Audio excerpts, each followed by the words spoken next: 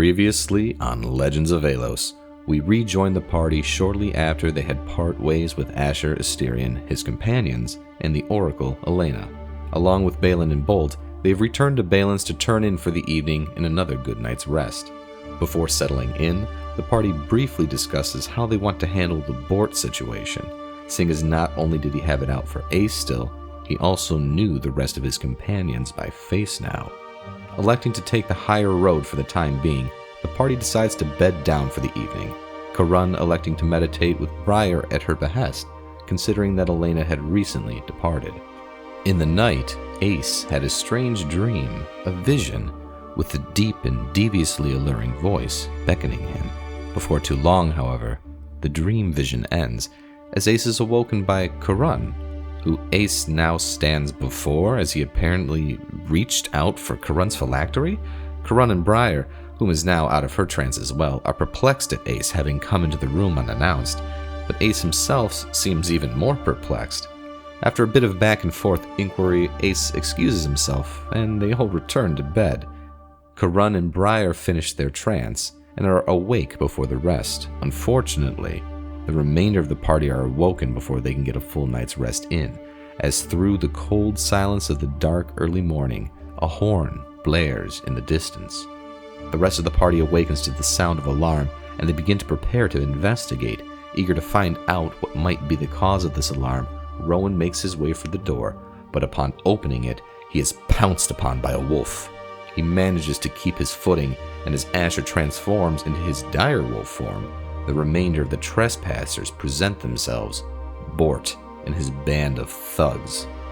Combat is tough in the confined spaces of the homestead's entryway, and Rowan takes quite the assault. The scimitar of Bort seemingly cripples the regenerative capabilities of its victims, preventing them from recovering from damage.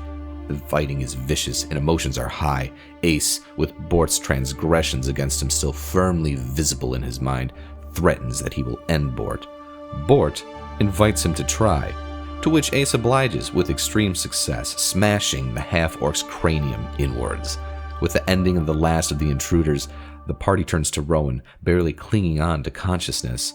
At first, things seem dire, but fortunately it is noticed that the blood that was drawn up into Bort's blade has receded, the magics of the scimitar seemingly fade, and Karun is able to heal some of the wounds done to Rowan.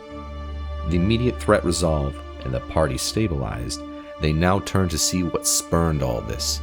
The horn call. Was it for the now-deceased thugs, or something more?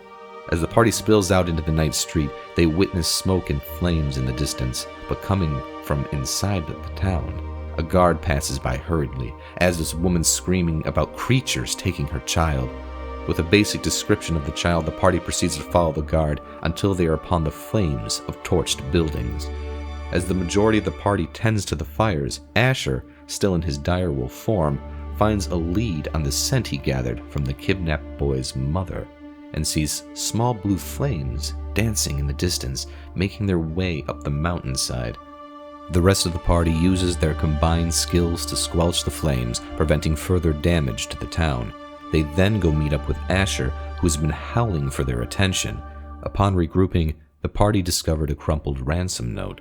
Small creatures discovered to be kobolds have kidnapped the town's children and are ransoming them for the dragon corpse that Asterion and company had recently carted off to Kinghaven. The group makes their way through the night to the lair of the kobolds on the mountainside. It made abundantly clear upon arrival that the dragon was their master, though the dragon roost entrance is quite inaccessible to the party. They inevitably proceed down the dark kobold entrance, being as mindful and covert as possible. Eventually, we arrive at a long hall with central columns of stone reaching halfway up into the darkness of the cave's ceiling.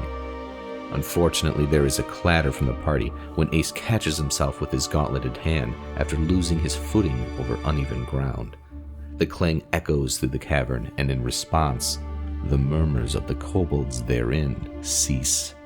Suddenly, boulders start falling from above the party, pushed by kobolds stood atop the cylindrical columns in the center of the hall. Our group hurries past the columns to avoid the rockfall, and upon reaching the open chamber at the end, proceed to turn the tides against the kobold kidnappers. One by one, the party fells each creature. There is one, perhaps their leader, that has more cunning as well as resource. It deploys a blast of bottled lightning at several members. Though tactful, it is mostly to no avail as Briar evokes a spell shield, augmented by the spirit of her uncle Tambrin. Inevitably, the party slays the final creature and then proceed to release the captive children. The group returns from their mission triumphant, even if weary. The children have all been saved and the damage to the town substantially lessened. Upon return to Midcove, Mayor Koska greets them with open arms and hails them heroes, as would anyone else present, considering the lengths they just went through. Ace then beckons the mayor to return to Balin's with them. There, whilst the guards assist in cleanup, he and the group make a casual reminder of their efforts, to which the mayor agrees wholeheartedly. They must see some semblance of reward, perhaps a certain ship whose owner recently became a member of the not-so-dearly departed, provided the vessel was legally Borth's to bequeath in the first place, of course.